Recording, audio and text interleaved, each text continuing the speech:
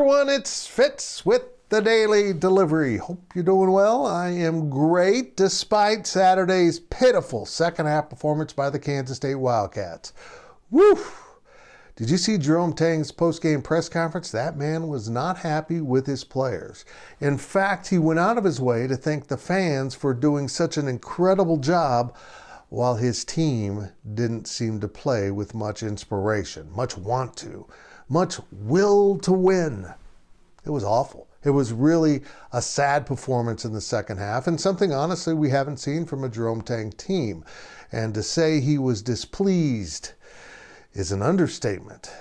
Jerome Tang wanted his team not to wash this away, not to be done with the loss to Texas on Saturday, but to stop and think about how they got in that predicament, how they're not valuing possessions, how they're being so careless with the ball and so many turnovers, how the other team came into that great environment in Bramlage Coliseum and played harder than the home team. That doesn't sit well at all with Jerome Tang, and it shouldn't sit well with the fan base either.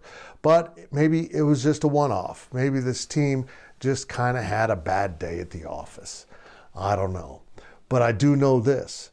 Tuesday night against TCU is an enormous game for this program because K-State, which got off to such a fast start in the Big 12, now is 6-4 after losing the Wildcats' last 3 Big 12 games.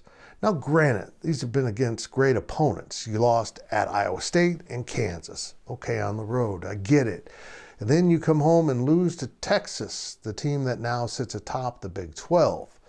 And while Texas is very good, losing your first game of the season at home does not sit well at all with K-State fans or the head coach. We'll see if the Wildcats can correct their issues against the Frogs.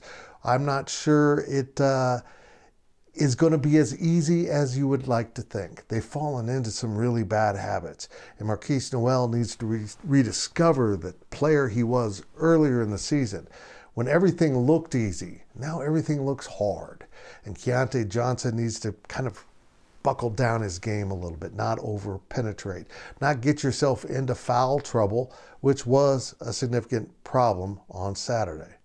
And someone else needs to step up and be consistent, whether it's Desi Sills or Cam Carter or Naquan Tomlin or David Gasson. Someone needs to be the third guy.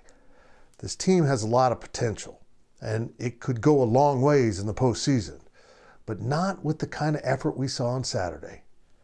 The Wildcats need to gather themselves and rediscover the fire that fueled them to such a fast start this season.